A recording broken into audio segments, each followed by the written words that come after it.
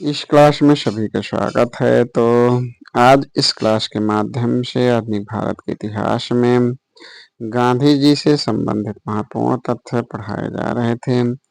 तो गांधी जी ने वर्ष 1903 में जोहान्सबर्ग में अपनी लॉ फार्म स्थापित की थी, जहां वे 1910 तक रहे।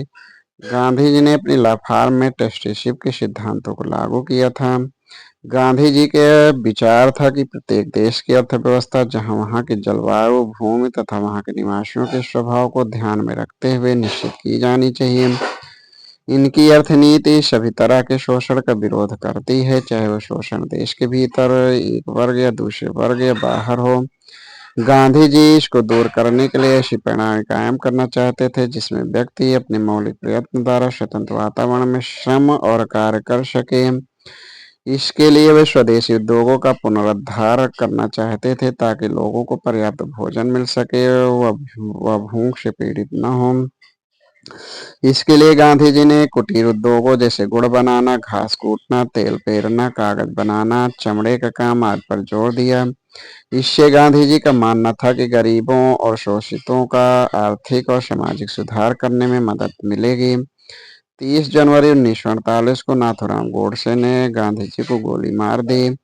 उस उनकी मृत्यु पर भारत के तत्कालीन प्रधानमंत्री पंडित जवाहरलाल नेहरू ने कहा था कि हमारे जीवन से प्रकाश चला गया, हमारे चतुर्दिक अंधकार ही अंधकार है। मैं नहीं समझ पा रहा हूँ कि आपसे क्या कहूँ और कैसे कहूँ। राष्ट्रपिता जिन्हें हम प्यार से बापू कहते थे हमारे बीच नहीं रहे। तो इसे इस टॉपिक से संबंधित महत्वपूर्ण प्रश्न जो परीक्षाओं में पूछे गए हैं। तो करमचंद गांधी दीवान थे, तो यह पोरबंदर के भी थे, राजकोट के भी थे और बीकानेर के भी थे। इनका नाम कबा गांधी था। दक्षिण अफ्रीका में रहने की अवधि में महात्मा गांधी ने निम्न में से किस पत्रिका का प्रकाशन किया था? तो इंडियन ओपिनियन पत्रिका का प्रकाशन किया था। यह गुजराती, हिंदी, तमिल और अंग्रेजी में प्रकाशित होता था। फिनिक्स फार्म कहाँ है? तो यह डरबन दक्षिण अफ्रीका में है।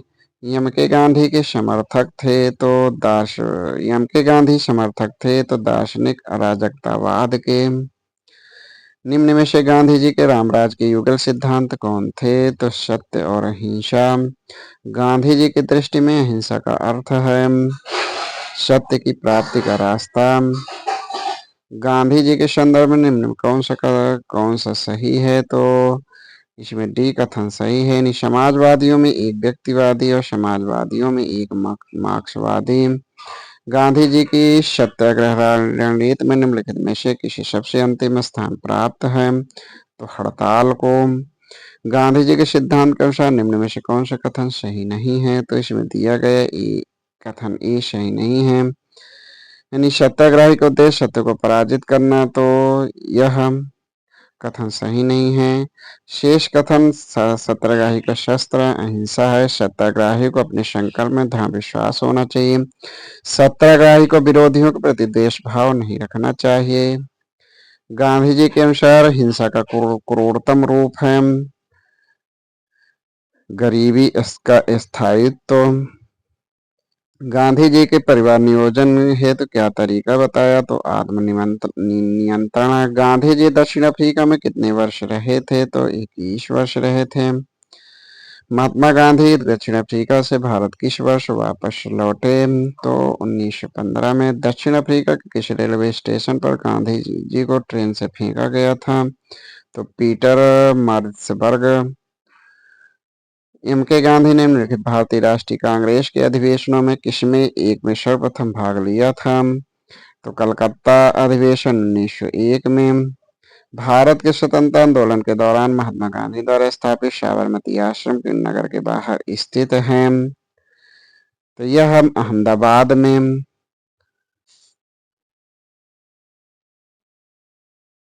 महात्मा गांधी अहमदाबाद के निकट साबरमती के किनारे की एक आश्रम बनाया था जो कहा जाता था तो सत्याग्रह आश्रम।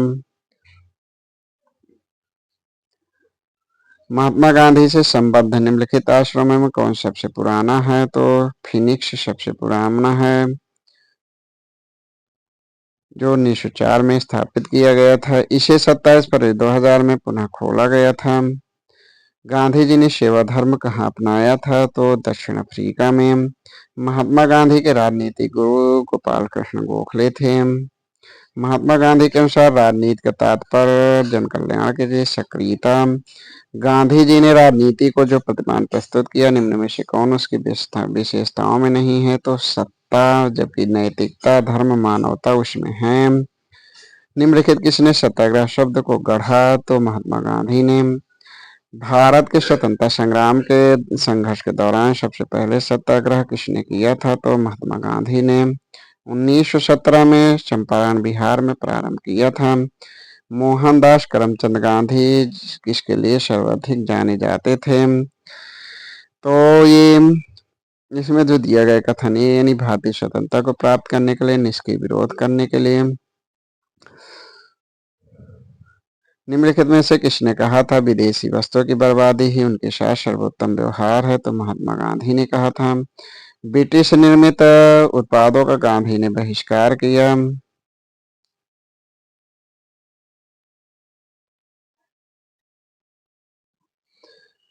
गांधी जी ने बहिष्कार किया था। ब्रिटिश निर्मित उत्पादों का गांधी का बहिष्कार प्रभावी हुआ क्योंकि ब्रिटेन भारत को एक बड़ा निर्मित वस्तुओं का बाजार समझता था। महात्मा गांधी के राजनीतिक जीवन को निम्नलिखित घटनाओं का कालक्रम क्या है? तो इसका जो सही कालक्रम है यानी ए बी यानी 1 2 3 4 यानी पहले चंपारण, फिर अहमदाबाद में हड़ताल, फिर खेड़ा, फिर अशोक आंदोलन।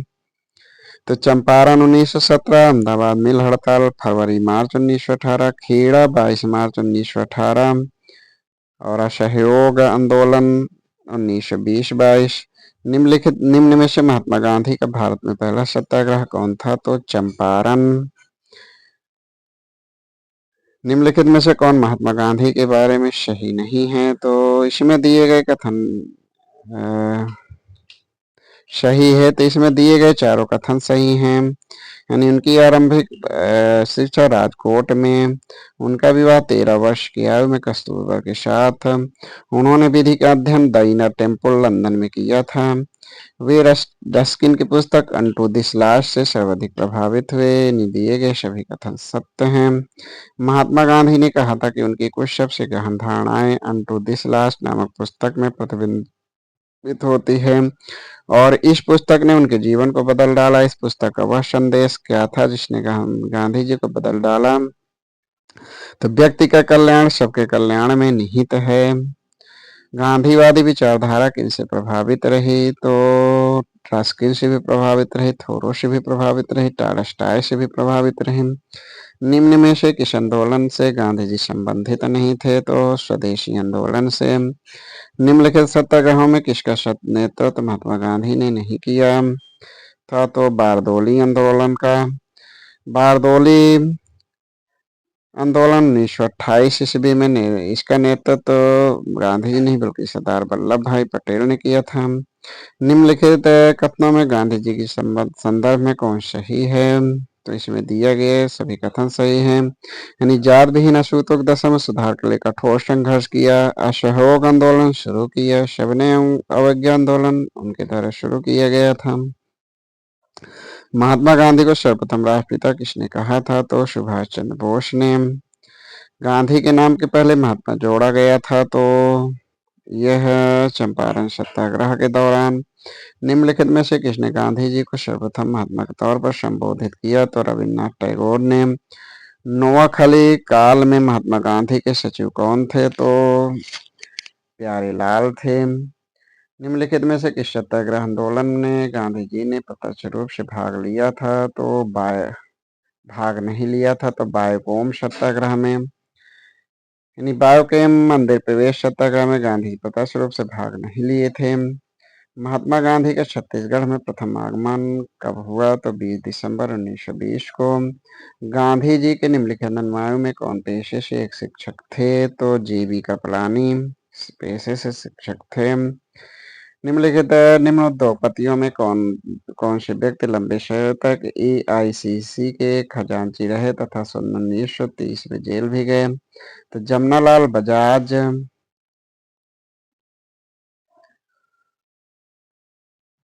भारतीय कपड़ा व्यापारी, बैंकर, कांग्रेसी तथा महात्मा गांधी का निकट सहयोगी है। यह उपयुक्त विवरण है। जमनालाल बजाज का स्वाधीनता आंदोलन के दौरान महात्मा गांधी के करीबी अंग्रेजी मित्र थे। तो रेवरेंड चार्ली एंड्रूज। निम्नलिखित में से किस कारागार को गांधी जी ने मंदिर का नाम दिया था? तो यरावादा कारागार को। भारत की स्वाधीनता से महात्मा गांधी कांग्रेस के सदस्य नहीं थे। गांधी जी की मृत्यु पर किसने कहा था कि हमारे जीवन से प्रकाश चला गया? तो जवाहरलाल नेहरू ने। गांधी जी को वन मैन बाउंड्री फोर्स कहकर किसने संबोधित किया था? तो माउंटबेटन ने। निम्न में से किसने महात्मा गांधी को आदेशित किया था? किसने महात्मा गांधी को आदेश किया था कि भारत में प्रथम वर्ष खुले कान पर मुंह बंद कर व्यतीत करे? तो गोपाल कृष्ण गोखले ने। तो इस प्रकार आज यहीं तक ये 50 से आगे के प्रश्नों को अगली क्लास में पढ़ाया जाएगा। धन्यवाद।